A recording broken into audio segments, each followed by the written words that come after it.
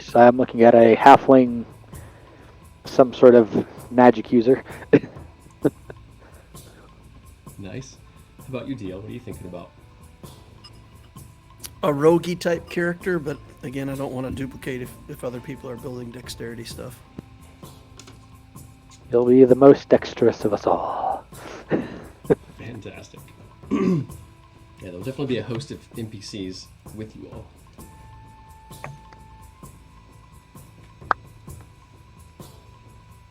But, and they'll have various skill levels, perhaps a little bit more skilled than you, perhaps a little bit less.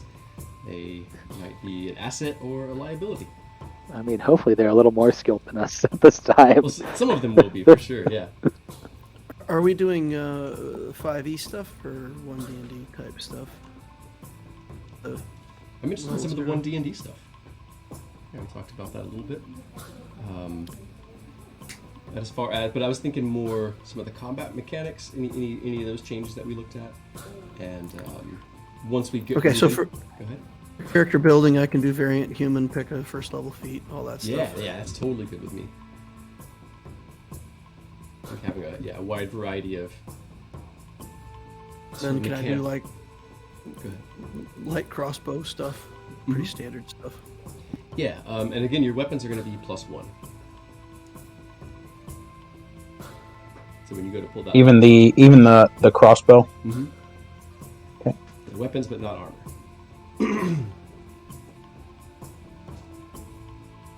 However, any armor that you get is not going to have a disadvantage on stealth.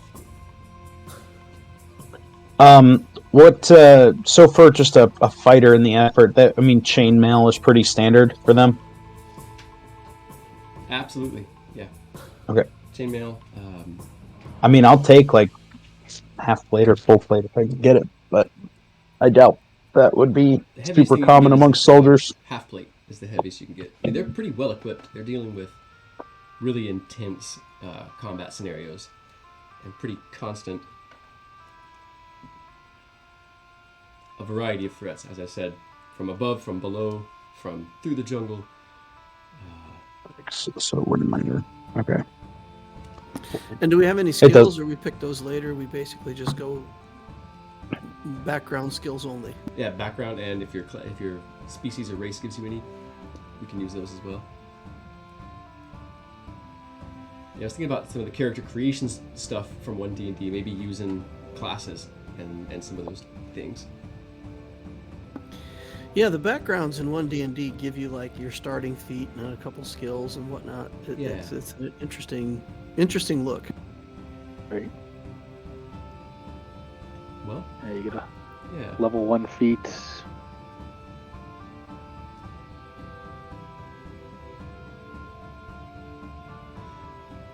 Do we have like a bonus feat, or we just only have a feat if it comes with our race? Actually, I am interested in playing with some of the I guess, with the Ardling, the racial rule, the species rules for 1D&D. So if you all want to, we can. You all could certainly use a bonus feat in this scenario. It's not gonna break the game, certainly.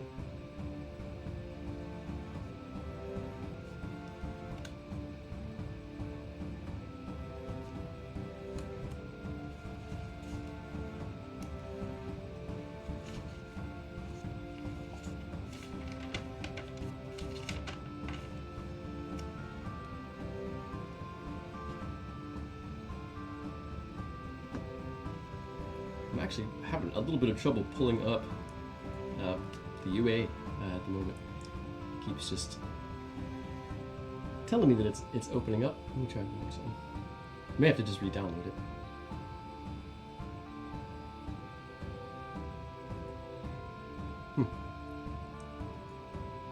Oh. Well, this is why a casual and relaxed start for the first few sessions, getting some of this stuff figured out. Right. And in a couple of weeks, I'm going to have a very much nicer desktop computer. So that'll make things a lot smoother. And then I'll have my laptop to help offset some of the load.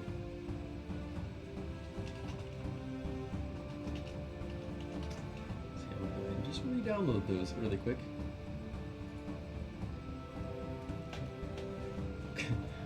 portion of my day was spent finding proper royalty-free music to play tonight.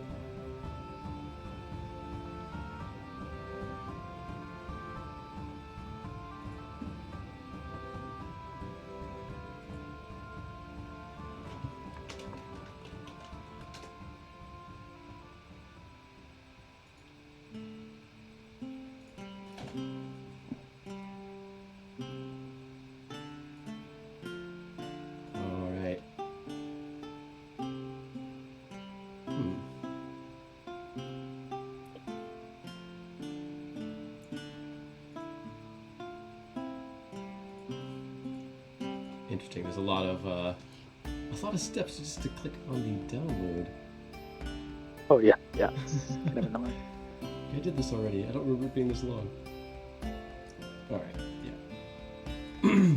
Character origins.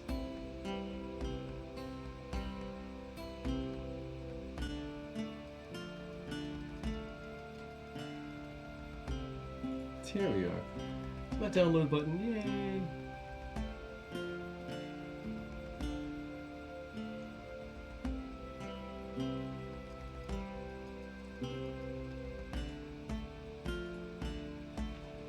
So, having had a life on the sea, and very likely in a pretty disorganized fleet of some sort, unless of course you maybe have a noble background and that sort of thing. If not, likely if you are part of a large fleet, you are on the outside sort of fringes of it. So there's a lot of magic and technology you previously had not seen until you came to this strange steel and coral fortress growing up out of a sandbar on the shore of a massive mountainous and jungled continent. And in your training, you've seen quite a number of strange and unusual things, most of which involve the magic being used to animate inanimate tissue, starting with golems. You've seen the advancement of sort of golem technology over the past few months as you all endured your various trainings, from battle drills to underwater training to even having sort of field medicine training. Very basic stuff. But you've seen these golems progress from sort of mindless workers that would just lift and carry and haul, doing the work of sort of erecting the massive steel walls of the fortress, to becoming specialized, some of them more lithe and lightly built, some heavier still. And out of this second model, you've seen quite a few of these things be put into training already. Not out on the field yet, but you expect maybe within a week or two you'll start seeing golems in your ranks. But most daunting, perhaps, with all of the the high sort of casualty rate, and the lack of healing magics, and the type of interventions you might need to help someone survive shock and this sort of thing. The sort of magi and the high command of the effort have decided to release the age-old strictures against necromancy in order that they might sort of bolster their numbers and improve their chances of penetrating this dense jungle of fiends and mysteries. And so each of you swore an oath when you joined with the military, which was, you seek to serve the effort in life, and in death will serve it still. The idea is that if you fall, you will not be buried, but you will be animated as a shock troop, driven forward in front of the company to bear the brunt of the dangers that the firmament has to offer, or the Firma, as it's called.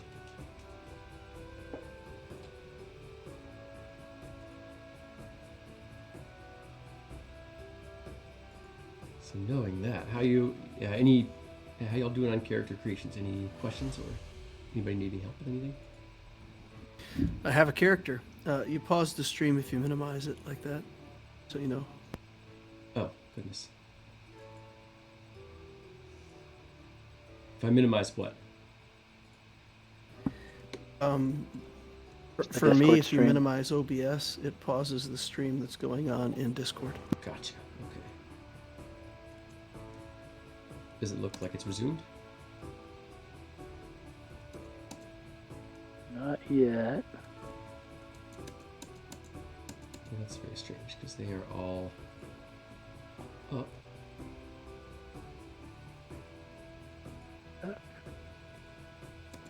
The stream is paused on Discord, but is it paused on Twitch? No, it's not paused on Twitch, I don't believe. I'm really just not sure why it is. Oh, okay.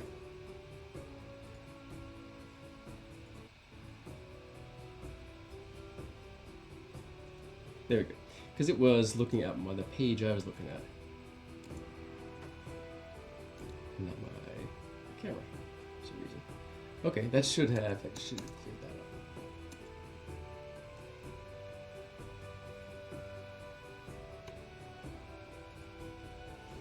All right. Does everybody else have at least one character? Maybe started on another? Yep. All right, fantastic.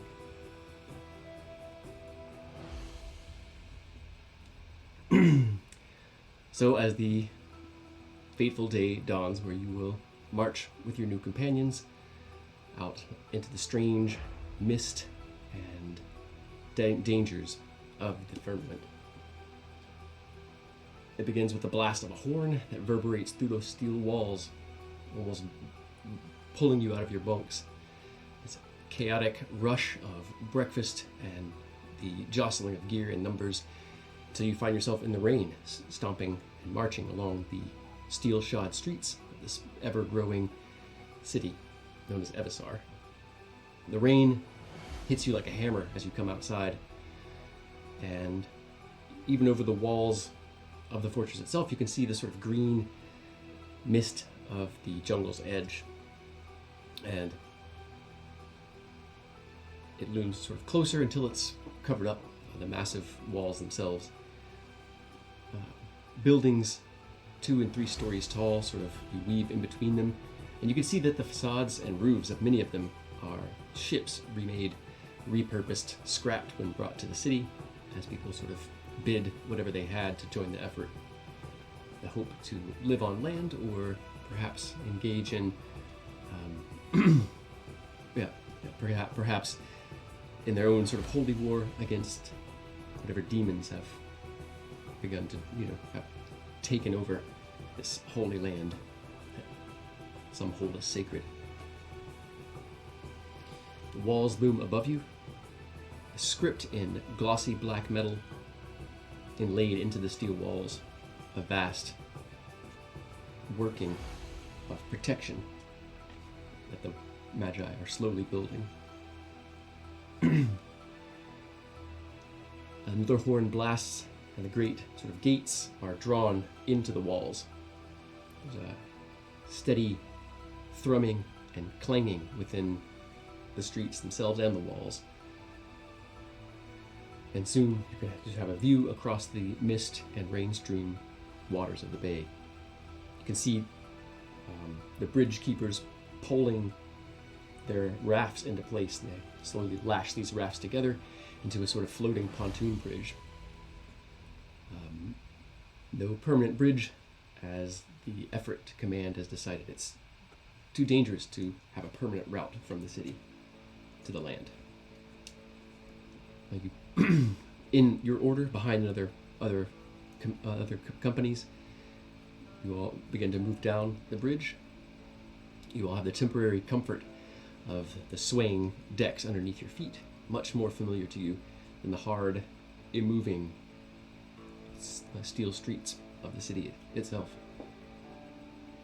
But that's broken as soon as you step onto the shifting sort of shale and sand and look up at the slash of green looming ahead of you all.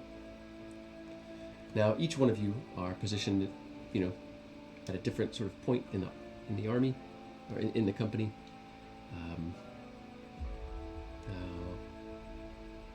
Locator, why don't you tell me a little bit about what role you're playing and what position you're in. Good. Go ahead and let us, who you're playing. All right. Well, I'm playing somebody who's, I guess, an archer. So, really didn't sound like there was a good place for your archer in what you said. But I'm either hanging out in the back with the mages, or I got to go up front and slog it out with the guys up there. You may be just behind the front ring, because not all of the warriors are up-front fighters.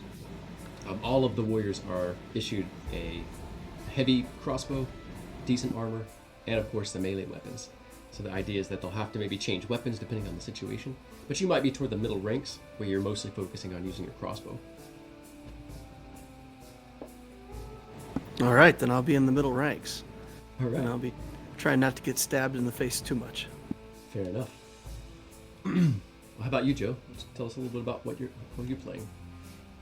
So I'm playing Zim Freeward. He is a halfling, only standing about 3 feet 2 inches tall, hiding behind the legs of the forest in front of him, as he is a magi, usually sticking to the back, although his fascination of this new wonderful place has him occasionally wanting to go forward, but knows a little reservation of this whole military thing. Nice. Perfect. Thank you. How about you, Brian? Tell us a little bit about who you're playing. So I am playing Crenshaw.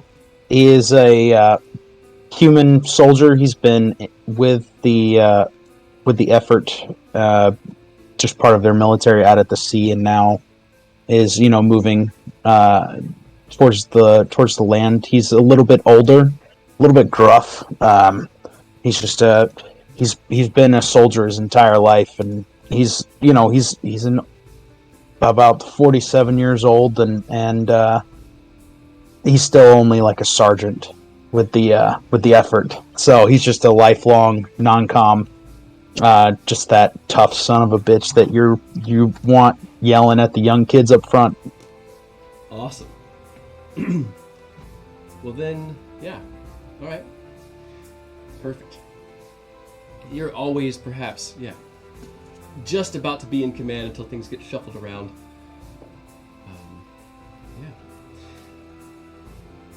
So at the moment, you all are, again, you're sort of filing forward with your company.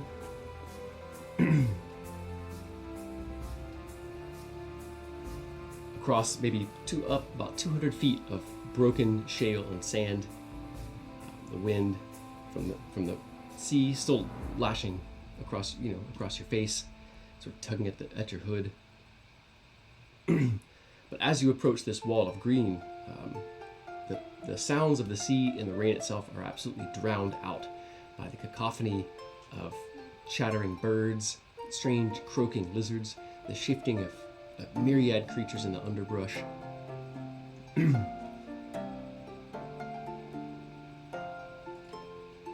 Now, your commander, a fellow named Brahm, calls a halt when you all are about 40 feet from the wall of green itself. He signals for the scouts to move forward. For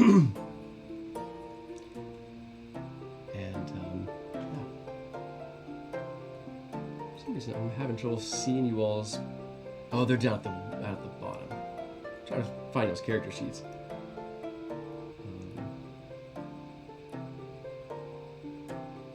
This will take me just a moment. So as you all step... you all sharpen your gaze a little bit as you approach this wall of green.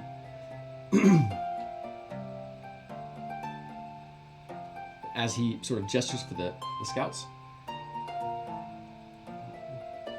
a dwarf in your company named Thrumnir steps forward, sort of looks left and right to see who else is joining him.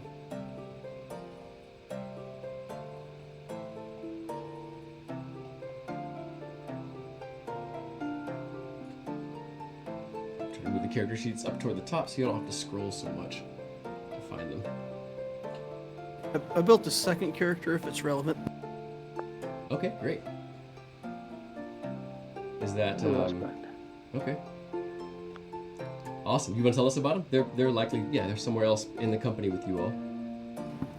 Okay, this one's a caster, and I didn't know exactly how to do a level 0 caster, so Tough, yeah.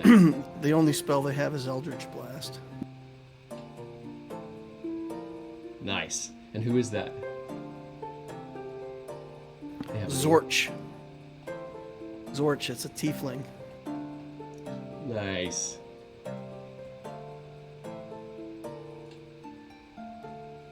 A very cowardly scholar tiefling. Nice. So DL, what's your first character's name?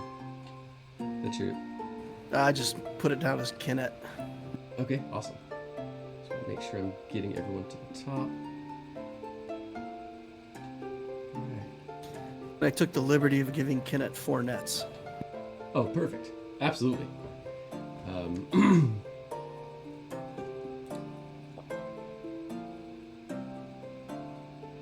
So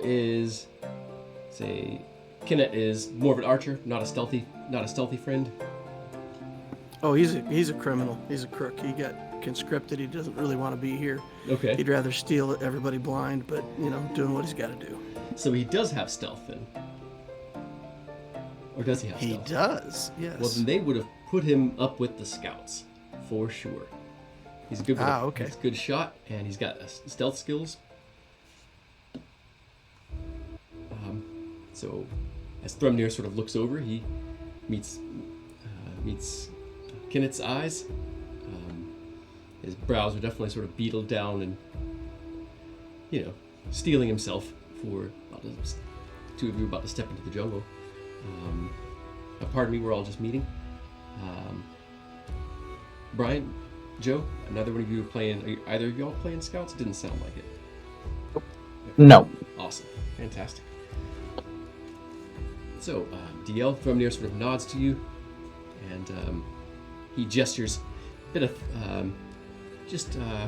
finger speech to indicate, to ask, if you want to follow him or if he should follow you. But either way, you're sort of going into the jungle abreast of each other.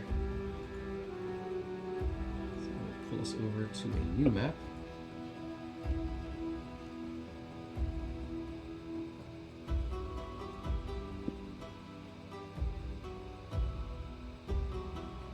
Give me moments to reveal a little bit here. And there is just the barest sliver of the map that you're going to see at first, because you're coming off the sea.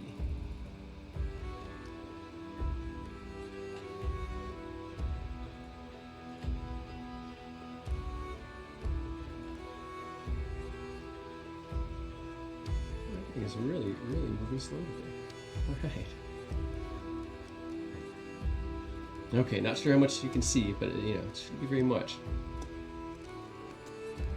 Bare sliver that you can make out.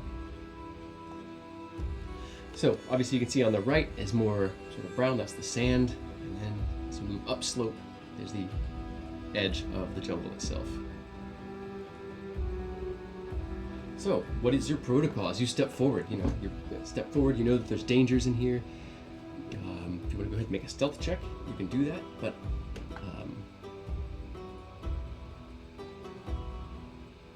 how does Kinet proceed?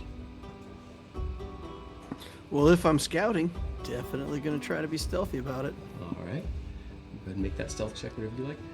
What else? Are you more looking at the sort of ground, specifics of the terrain, for like hidden dangers, like making investigation checks? Or are you more like looking for hidden, like enemies and beasts, like making a perception check? That just perception check first, see what I see if there's any place here that looks like it's got more interesting things to do or interesting places to stay the heck away from. Gotcha. So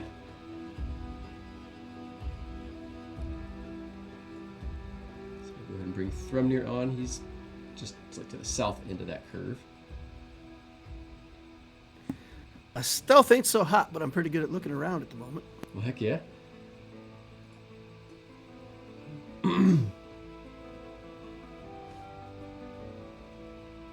All right. So as you step in, you're looking looking around for creatures. So go ahead and bring yourself onto the map over here. What's that? Over here, somewhere, wherever you decide you're coming in. Bring Thremnir out in a complementary position.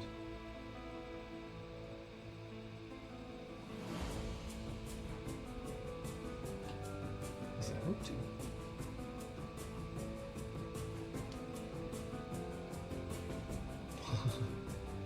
Alright.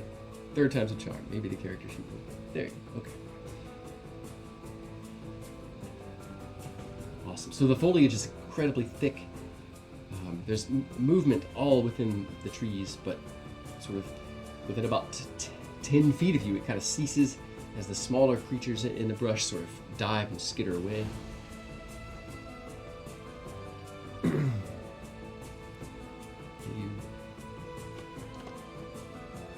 Excellent. Okay. You can kind of make, as you step forward, maybe about 10 feet into the jungle, and begin to explore it in earnest. You can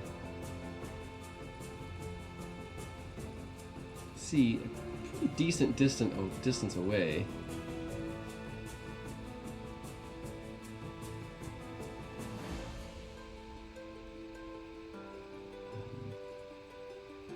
Yeah. So, goodness, a few feet. Yeah, maybe. Really excited to get a new computer. You can see through a break in the trees.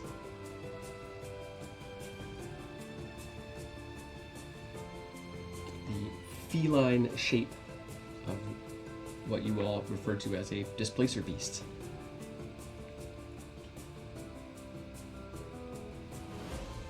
Nope. Seems to be stalking. It seems to be looking to the south, as if it's stalking something to the south.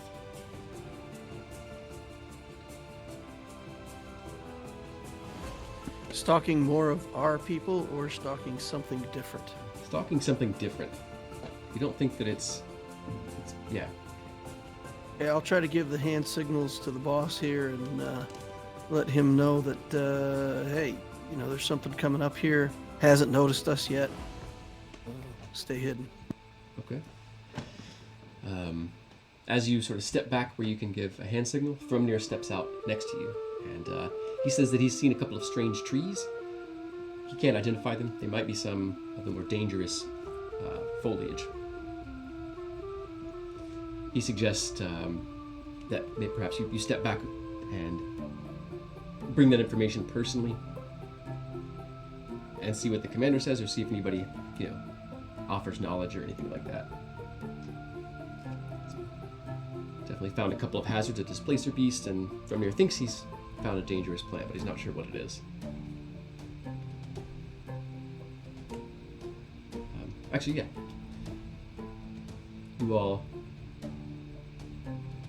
You can really try to tell him what to do if you want to, though. The military protocol is very, very loose and strange. It's hammered together from a bunch of different cultures, and it's pretty loose. You definitely tell that he's trying to get you to make the run back down and back up the slope, but you could instead try to get him to if you preferred. No, I'm okay being the carrier of the news. And no problem going back up and telling him what we saw. Oh, thank you. He kind of turns back into the brush as you pound sand back down the slope. As you come up toward the ranks, Brahm has his, shiny bald head sort of exposed to the rain. He's almost glowering down, but you realize he's just squinting through the rain as you approach. He asks you what you see. Once you tell him about the displacer beast and the other plants, Brahm says, looks over to the magi and to the magi's assistant, of course, and you briefed in the plants of the firmament, or shall we send someone else? Yeah, well enough. Tell you what, you move with the scouts.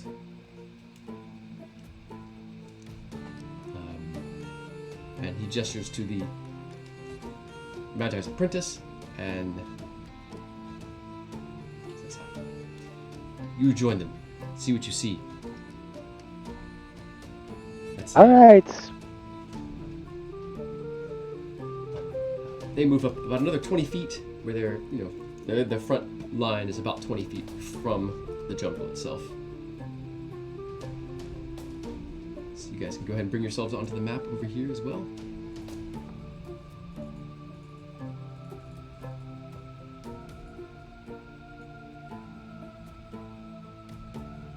Tell that creature is still in the area, but it's sort of moving about.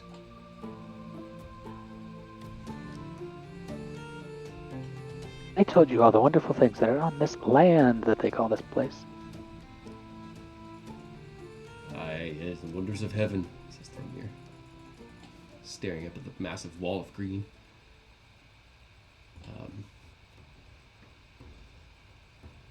Now, Thrumnir points almost directly east in and begins to, he gestures in that direction. He asks, Kinnet, you want to escort them, or you want me to?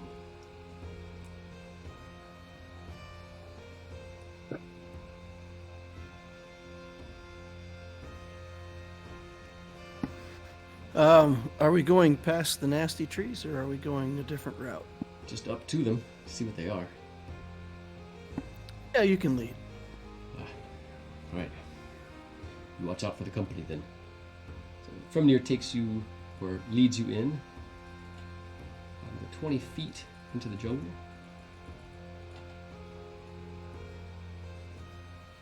And he points at a bush about another 10 feet in. It is tall, maybe about almost 15 feet tall, roughly conical. It's not quite shaped like the others. It has spiny, almost evergreen-like leaves. It seems to be very much like sort of bound up with some sort of vine. Those of you taking a look at it, you can make your nature or survival checks.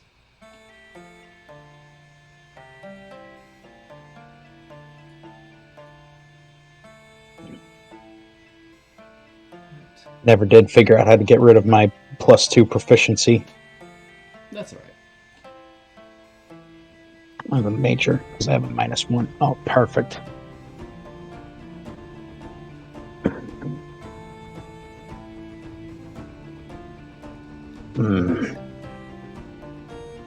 Don't know much about this land. Feeling better about the sea.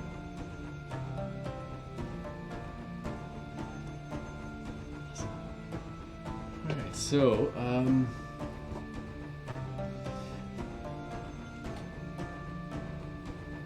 yeah, you definitely spot something. The one that you deal that you spot is, you were all briefed a little bit on this stuff, and this one sticks out to you as what you all are referring to as a roper.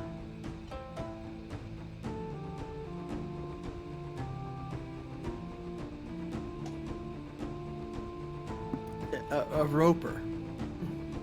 A roper. Wow. Just stay far back from that. Now, these are...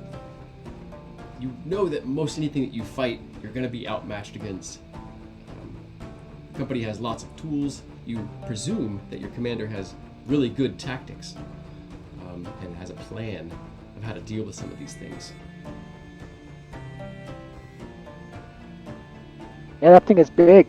I think we should report back that it's a roper. That seems wise, Thunder says.